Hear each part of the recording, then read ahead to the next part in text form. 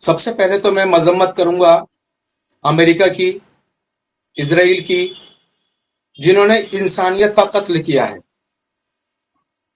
Iran एक independent मुल्क है, ऑटोनॉमस मुल्क है।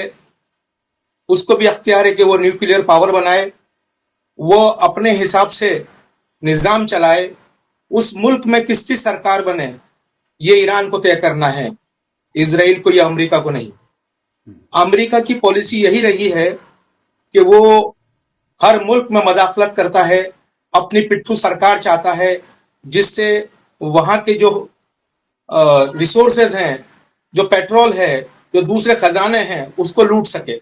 आपने जामे शहादत पी है, और ये बहुत नसीब वालों को मिलती है, जिस पर पूरी दुनिया रो रही है। ना सिर्फ मुसलमान बल्कि हर वो इंसान जो इंसाफ पसंद है, जो जमहूरियत में यकीन रखता है, वो रो रहा है। अल्फाज नहीं है उसको बयान करने के लिए। देखिए, अमेरिका और इसराइल जो है वो पहले से ही सोच लेता है कि हमको हमला करना है।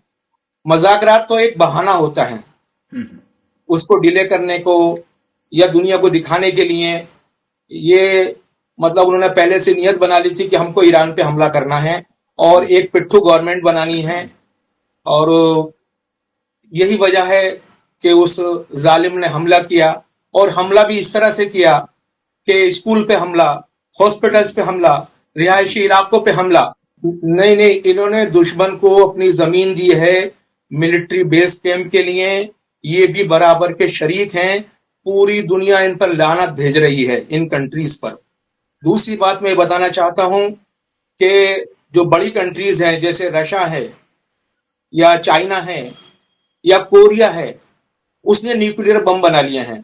लेकिन अमेरिका की हिम्मत नहीं है कि उनके खिलाफ कुछ बोल सके, क्योंकि वो इतने ताकतवर हैं कि वो ट्रंप के गले में कुत्ते का पत्ता डालकर उसको घुमा सकते हैं। ये दूसरे मुल्कों पर करता है जुल्म। और अभी आपने देखा कई कंट्रीज के ऊपर कि इसको हम अमेरिका में मिला लेंगे, अमेरिका का हिस्सा है। सिर्फ दादागिरी है, डबल स्टैंडर्ड है, और इसको तारीख में एक, मैं क्या कहूं उसको, एक जालिम के तौर पर याद किया जाएगा। उसी पर है, जैसा आपने देखा होगा किसी जमाने में कि इराक पर एक बहाना बनाया था कि एटॉमिक पावर बन रहे हैं। लेकिन जो उनका इरादा था या जो उनकी नजर थी, वो सिर्फ उसी खजाने पे थी कि भाई पेट्रोल पर कब्जा करना है। ऐसी सरकार आए जो हमें लूटने की परमिशन दे दे। होनी चाहिए थी जिनकी जमीनों पर कब्जा कर लिया गया है।